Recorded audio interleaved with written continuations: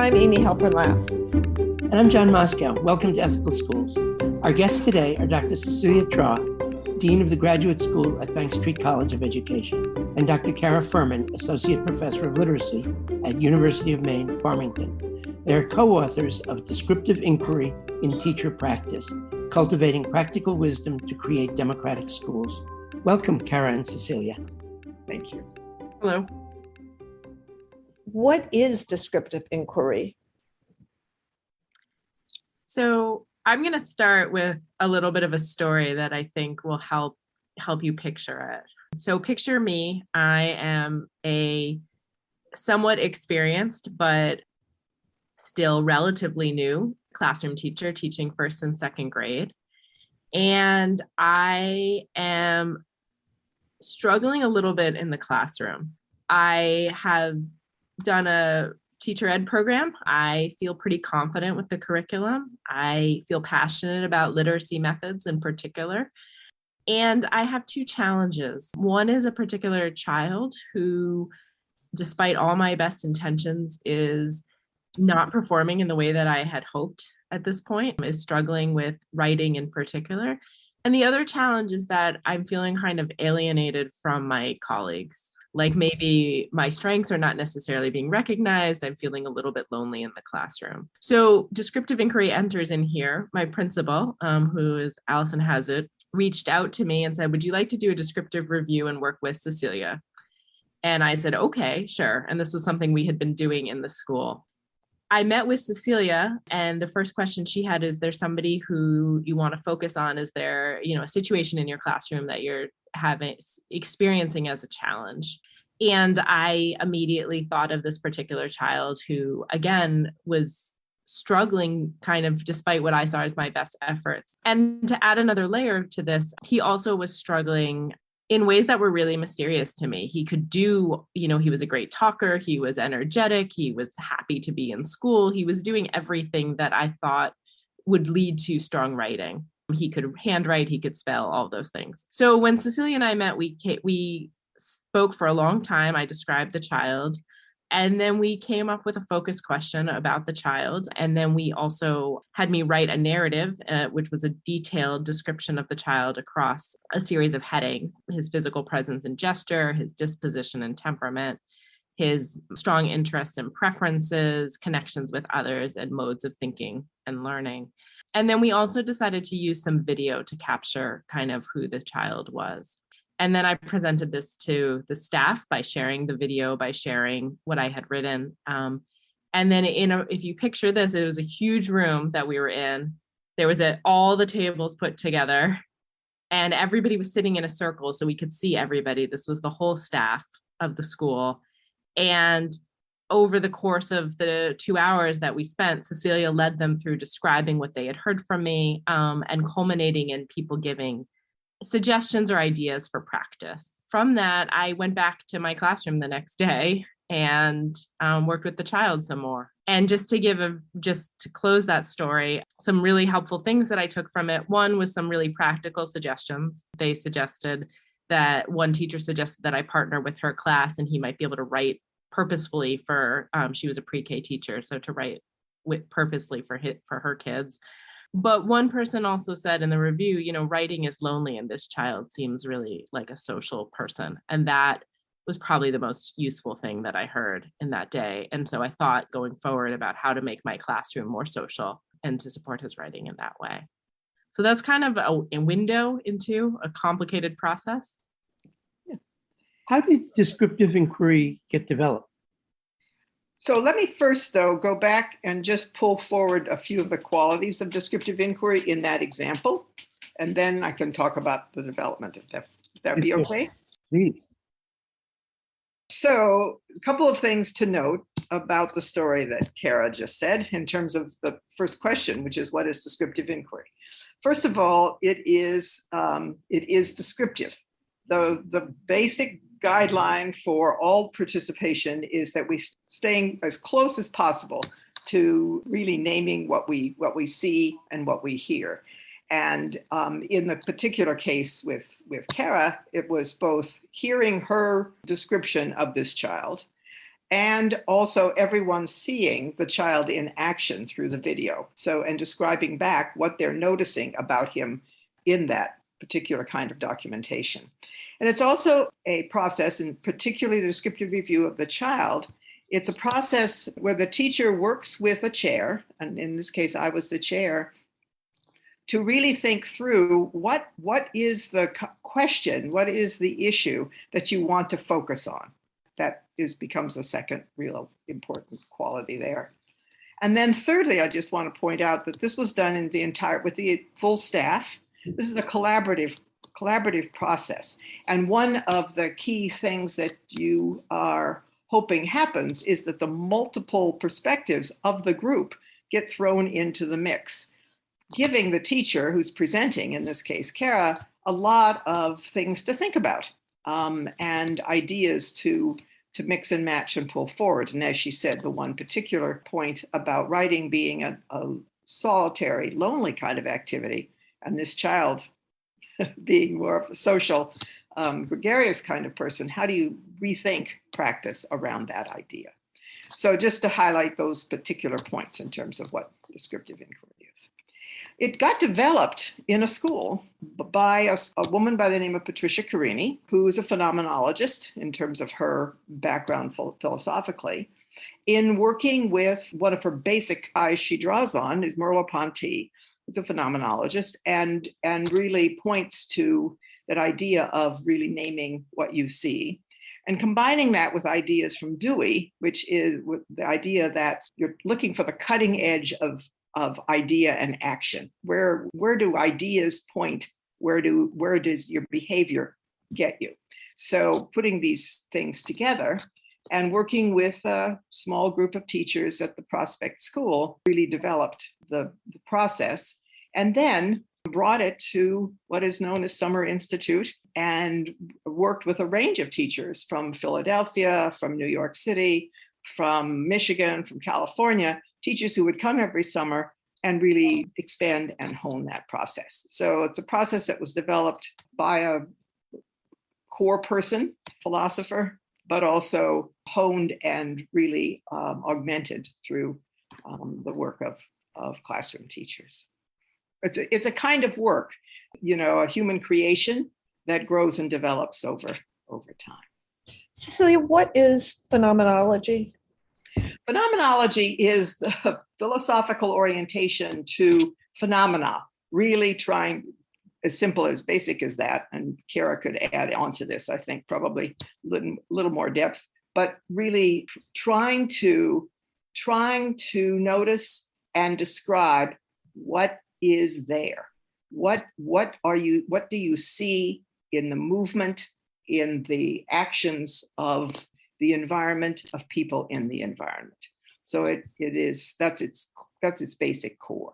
Don't know if, Kara, do you want to say some more there? Yeah, I'll add in just so like an example might be I have a cup in front of me.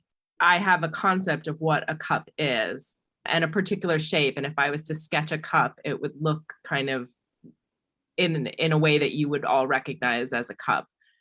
If I actually really describe what I see in front of me, it doesn't necessarily take the same general format. I can't see the whole thing. There's parts that are invisible. I can't see the bottom, but I'm assuming that the cup is there. And as applied to children, which I think is really important, I have a student who is doing what looks like hitting people. He's pushing his body into people with his hands.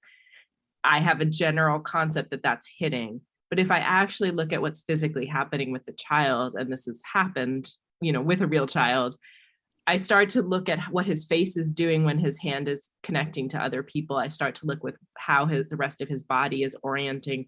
I start to look at the focus of the hand and how intentional is that. And I start to see a child who's not hitting people, but who's kind of flailing their arms, and it is connecting with other people. And so that's a different thing. I just wanted to go back for a second. Cecilia, you mentioned the Summer Institute. Is this an ongoing thing? Is it still going on? Yes, it is, actually. July 25th starts again this year. And for people who would be interested, either for this year or in the future, how would they get in touch with it?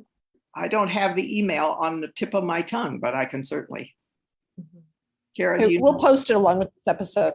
We can do Sure. that. That would be great. And there's a Facebook page too that we should post. Great. Okay, I have a question about this process, and that is, we always talk about relationships, and it seems to me that one benefit of this process is to develop relationships among the different faculty members. Could you talk about that a little bit? Sure. I think that is a key idea, I think. You're developing a body of idea that's shared. You're developing a language that is shared very often. And yes, you are learning about each other in ways that otherwise aren't visible and apparent to you in terms of colleagues. You're sharing very often, sharing some very deep points of view, deep values. And that does build really strong professional and sometimes personal, but largely professional relationship among colleagues. And another story I can tell is builds a different kind of relationship of school with parents. So I worked with Earth School and the principal of Earth School, Abby Futterman at the time. And she was beginning to bring forward. Earth School is a school with multiracial, multicultural, and on the Lower East Side of Manhattan. She was beginning to bring issues of race out into the workings of the school. The staff had done several in-depth workshops with an organization called Border Crossers. They were looking at their curriculum and their program and their practice along, looking at all of those pieces of their work through the lens of race. And Abby was trying to bring these same kinds of issues out into the conversation with the school community as a whole, parents included. She had bulletin boards. She made talks, her talk at an open house and a special Saturday day that the school has, etc. And she was doing it, and as she'll describe, in a way that she just expected everybody to really be going alongside her very easily. But a small group of white parents who are very supportive of the school really pushed back on this work and said that, raising the issue of race is divisive, that they took what Abby will describe as a more colorblind approach to the whole thing. So she brought all the work she had done, the bulletin board she had created, the text of her talks, and made a description of what she had been trying to do in the school at Summer Institute into a small group, to a small inquiry group. And I was part of that group. And one of the things that I suggested in that was that we maybe create a study group of parents with Abby. And we did set that up. And we advertised it in such a way that Abby was hoping that those parents who kind of pushed back on her work would join with. And they did. And we had a group that met for a couple of years. We started with just meetings from the fall, but they expanded into a couple of years' work. And the group was mixed, white folks, immigrants from a variety of countries, immigrant folks, parents. We read, we shared recollections, we shared reflections on words such as marginal, marginalization, used a lot of the particular inquiry processes in the work and described as pieces of text. And through that work, and this is why I'm sharing this example, through that work, different relationships developed. Abby was able to see and learn from the parents who had pushed back on her what their thinking was. They were able to hear because I was chairing this group, and that let Abby be a real part of the group, not the principal in an authority kind of way. They were able to hear what her thinking was and why she felt this was so important. Did everybody change their point of view? Not necessarily, but they could talk across difference and form working relationship, parent to school, in a very different way, and parent to parent, because these were parents that didn't necessarily talk with each other on a regular basis.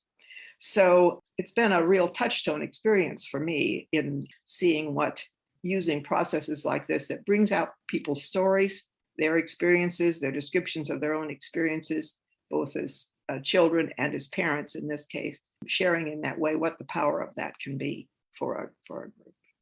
That's really exciting. You've also written and talked about dealing with questions of race within faculty practice. Could you talk about how you see how descriptive inquiry is used in that setting? And perhaps, Kara, you wanted to describe the particular situation that you've written about where you felt that practice was showing bias and that you really wanted to have the group have a descriptive inquiry process around it. Well, let me say briefly, I can talk briefly about what my core work is in teacher education. I've been a dean at 2 different higher ed institutions, currently at Bank Street. Before that, I was dean at about 13 years at Long Island University, Brooklyn. In both of those situations and cases, I have made race a core sort of focus for an inquiry group that brings faculty together to share practice, to share reading, in the same way that we talked about with the parent group, to develop a language, to hear about each other's work, the questions that arise, the struggles that they have and are over time become vulnerable enough to share, which is not so easy for a higher ed faculty group to do, to admit that they don't know everything and can't do everything. It's been a very enriched work, and we draw on people's practice, draw on people's questions, and do a lot of bringing in text that will help expand our thinking. One of the pieces from Bank Street that I think is particularly interesting, Bank Street's a very progressive higher ed, teacher ed, leadership ed institution, and has had social justice as its core since its founding, with different emphases, of course, over time. But an idea that we work from strength is a Bank Street tenet. But being able to recognize strengths that aren't the usual ones from your culture, from your race, is really an important thing to begin to do. And that's one of the threads in the inquiry group at Bank Street that I have been particularly interested in and glad to see, that folks were able to expand their ideas of what a strength looks like, that a strength in how one uses your body, how one uses your voice, what people bring to the kind of experiences from culture that they are able to bring that I, as a white woman, could possibly bring. So that has been a real benefit of this kind of work in a faculty group. I think too, I would just add in that what you choose to focus on and who you choose to focus on as a teacher says as much about you as it does about a child. So a child that I'm struggling with gives a lot of insights, not into there being something wrong with that child, but that there's a blind spot or a challenge that I, as the teacher, am having trouble kind of connecting to and attending to that child. As a white teacher in New York City, often the children who I brought to do reviews about were children of color, primarily children who identified as Black. As a teacher now in a rural New England area, the students who I feel like I need to do a review on are often white and come from a much more rural or different kind of background from the one that I have. And so in schools, even in schools that are progressive, saying, you're struggling with all these children in your class, have you noticed that they're mostly children of color, doesn't necessarily lead to a very positive or effective response, even among teachers who theoretically want to be welcoming children of color into their classroom, for example. But the descriptive review gave me an opportunity to kind of look at my own biases and what in describing the child, look at what I was seeing, but also not seeing. And it also gave me an opportunity to share children with my colleagues. I see doing a descriptive review as a kind of advocacy, so that when I was sharing about the child in the opening story who identified as Black, I was also saying, look at the potential and all the things that this child is doing, even though some of what he's bringing to the table doesn't fit with normative sort of value judgments about what a child should be doing at a particular age. And that's what I'm saying in terms of faculty, seeing those same things in their students who are not necessarily normative graduate students. It must be challenging to kind of tease out the cultural norms that might be different as well. Yes. And that's where the collaborative group is so important. That's I find that as an individual particularly difficult to do in a complete and a way that I feel really satisfied with. But in a collaborative group, entering into it in a descriptive and vulnerable way, I have had much more success in that kind of teasing out. So can we boil this down to some key elements of using descriptive inquiry to address issues of potential bias without alienating or shaming faculty or staff members who may not be aware of their biases? One of the key things is that you're entering into a circle where, I'm trying to think of how to boil it down, but one of the key things would be that you're entering into a circle with others where you have something shared between you. You're all looking at the same child's work, or you're all looking at the same question even, or you're looking at a child. And in doing that, there's no one person being positioned as expert. So that, I think, is one of the steps, that by sharing a question together and by then passing that question or what you're looking at around the room, everybody has a way to enter in. That also presents crosstalk, so that I say something, it sits in the room, the next person can say something. What they say may indirectly challenge what I've said, but we're not combating back and forth. So it completely changes the kind of engagement. So I think those are two things. I guess another one would be that, coming back to the cup image, instead of focusing on concepts or assumptions, we're really trying to look at what's in front of us. And so instead of saying, oh, you're behaving in a racist way, we can say, let's look at this child more expansively through the processes, and that's going to help us kind of indirectly, it gets at the racism. I think one more element of it that I would want to stress is the community, and Cecilia spoke to this, the community that's developed and the close community, so that once you have that community, you may end up having a relationship with people, and you do, where you can directly say, yeah, it's concerning to me that this many of your children who are being referred for IEPs are children of color. And we did over time have those frank conversations in the school, but it was based on these relationships and a trust that we had listened to each other.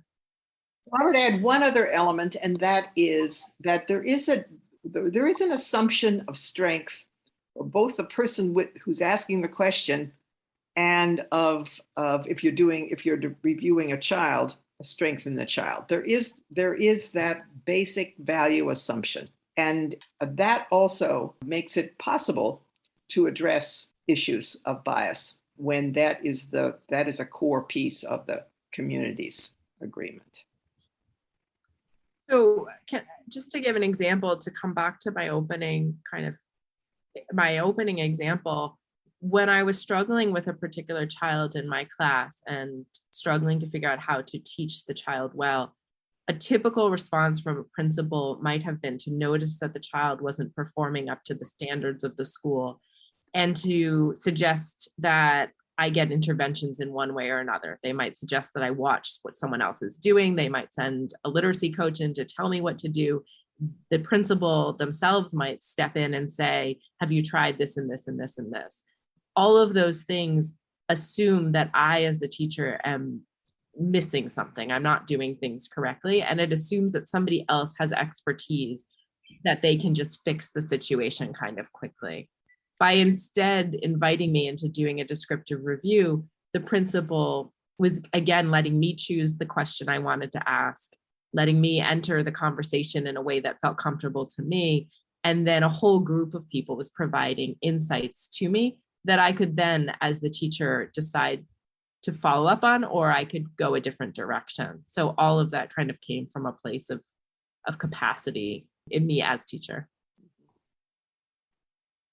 You've both spoken about descriptive inquiry as being value laden. What do you mean by that? I mean, I see it as an ethic in committing to the dignity of every person and attending, and these are phrases that Pat Carini uses, attending to each person with care. And also that part of that commitment is valuing both the person and the person in relation to the group. And so an example for me that I use with my students is we all have a certain amount of freedoms. So you have a freedom to stand in class, you have a freedom to sit however you want, you have a freedom more or less to sit wherever you want, you have freedom to step up and leave if you need to, but your freedoms shouldn't be infringing on other people's freedoms. And so you don't have a freedom to stand in front of your classmate. You don't have a freedom to tap on your desk if it's bothering your classmate in such a way that they can no longer participate. So to me, attending with care is respecting both the individual and the group. You know, recently I was in my work at Bank Street, we were asked what values guide our leadership. And for me, a value is what is a core basic worth? What is it that shapes ideas that really shape something? And for me, it comes from this work, and it's another phrase that Pat Carini used, and that is capacity widely distributed. So it is an idea about, and it relates very much to what Kara is talking about in terms of human dignity, but a value is a core value for this process, these processes, one thing, but it's also, it's a shaping value that carries beyond doing descriptive inquiry. It shapes all the work I do, actually, the assumptions I make about colleagues and work. Just add in briefly, descriptive inquiry, it's a ethic in the sense that it's something that it's a value. It influences our conduct, as Cecilia just said, or how we behave in the world. And it's a practice.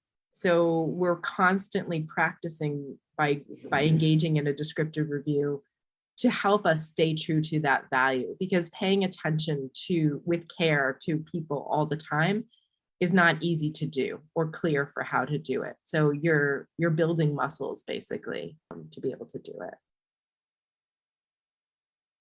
I just wanted to ask you, it's so fundamental to everything that you've been discussing about the idea of building community among faculty and students and parents, and that obviously descriptive review and descriptive inquiry involves teachers making their work public to their colleagues, which unfortunately in lots of schools is not the case, and people sort of shut their classroom door and work in isolation. Have you found some teachers or college faculty more reluctant than others, or having more difficulty than others in doing this? And what are some ways that you help people get to the point of feeling comfortable sharing and being vulnerable?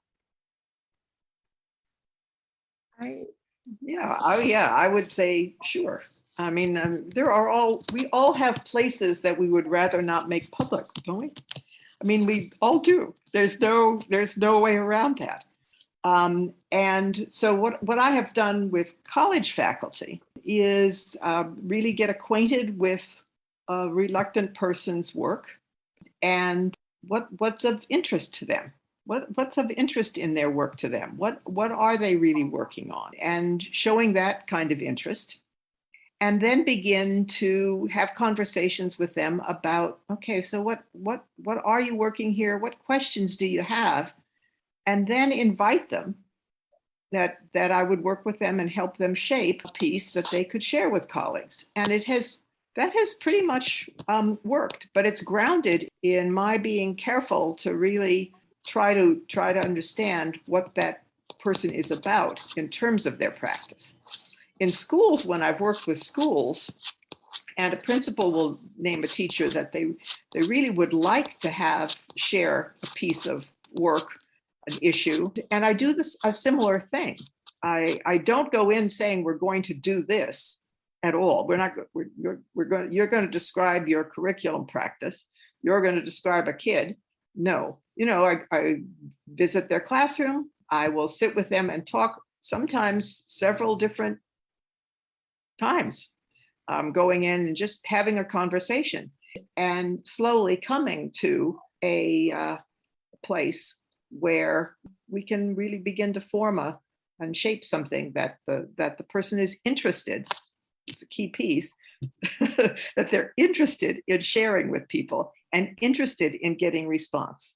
And of course, I'm doing this both in a school setting and a college setting where there is a community of this kind of work going on. And in a college setting, I've had to shape those communities.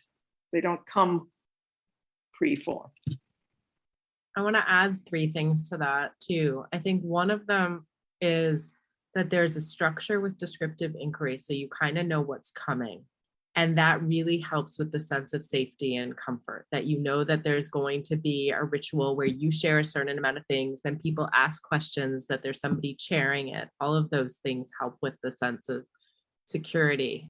I think 2 other things that speak to what Cecilia was saying, being a teacher and struggling with children is a very challenging, painful process when it happens. And you, at least in my experience, you want help. You don't necessarily want someone to call you, in the same way you call up a friend when you want help. You don't necessarily want to be told how to fix what you've done wrong, but you do want other people to enter into what you're doing. And so I think that it's when you see that the help is there for you on your terms, teachers are inclined to want to share their work. And the last thing, I think you talked about, your question, John, mentioned teachers not wanting to disclose their work, but I would say the opposite, that in my opening story, I was lonely as a teacher and I didn't feel seen. And I was proud of a lot of what I was doing in the classroom. And I think the principal could have stepped in and said, Kara, you should be collaborating better with other people. Or she could have put me forward as, look at Kara, she's doing all these great things. But instead, she invited me to do a review. And I came out of that review feeling like I was seen for the first time by my colleagues for what I was doing in the classroom. And I needed that. I needed that to feel like a person in a way. Why did you decide to write your book now? And are there anything that you'd like to tell the listeners about the book and why they should read it? Why did we decide to do the book now? Well, again, it kind of goes back to relationship. Kara and I have worked together in a variety of different ways over time. And I think there just came a time in our working relationship with each other to start this kind of enterprise. And we began with doing some in-depth interviews of principals of schools. It grew from that nugget. But one timing thing was really sort of the growth over time of our professional relationship with each other. I definitely agree with that. I think in that professional relationship too, I think some spaces that we felt needed to be addressed also emerged, and they emerged kind of through the ways in which we were talking to each other. And so some examples of that are, for one, a lot of the books on descriptive inquiry are focused in a rural setting. And I think, at least on my end, documenting the ways in which this had enlivened and supported urban diverse schools felt like something that was a story that needed to be told, and that I, as a teacher in one of those schools, was proud of and impressed by the work that Cecilia had done in those spaces. I think that Cecilia had been doing reading on practical wisdom, and I had been doing reading on what's referred to as the care of the selves, and these are sort of ancient Greek philosophies that had not been discussed in descriptive inquiry. And so thinking about this as a work that evolves, we wanted to bring these things that seemed really important into it in a book form. And I, as somebody, my own background is in philosophy of education, and I think lots of concepts, again, to think about ethics, often the philosophical, the value part of it gets addressed in philosophical circles without all that much attention to conduct and how the conduct actually is cultivated.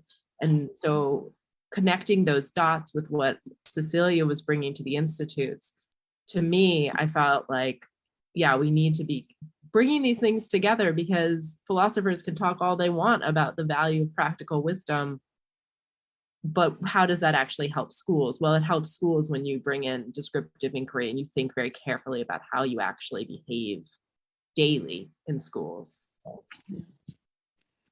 Yeah, I mean, I think that, just to build on that last part, because I was thinking more about that, why we did this. We had me, who's done a lot of work of this kind in multiple settings and places. And we had Kara, who had this incredible philosophic background that really enabled me to see more of what it was that I was doing. It's again, has to do with relationship and multiple perspective, so. I think why we should read it, to me, Cecilia dedicated the book to her partner, who's a long-term teacher in schools, and I dedicated it to my children and my grandparents. I always feel uncomfortable saying it, but my grandparents were Holocaust survivors. So for me, the stakes are really high. And I think, as for Cecilia, that we are aspiring towards human dignity, and what we often are living is human atrocity. And that can be as big as what my grandparents experienced. But Cecilia and I recently wrote a paper about where we quoted sections of isolation rooms in Illinois, where children are being placed in rooms and they're screaming and they're crying, and the adults are just standing there watching. And that's an atrocity. But then there's also just the sort of daily injustice of telling a child, no, you have to cross your legs and sit in this way in the meeting area, even though it makes you really uncomfortable and it's painful.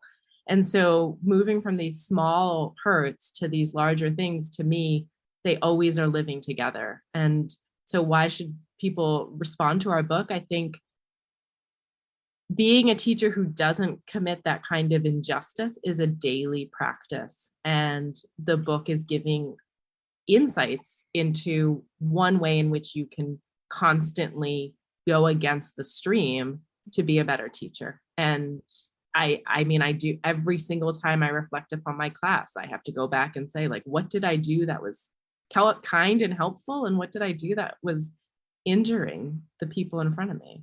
So. And I want school leaders to read the book alongside the teachers. We talk about, and again, going back to phenomenology, we talk about having democratic schools. We talk about building, some kind of real shared understandings, but how to do that, what that looks like can be elusive.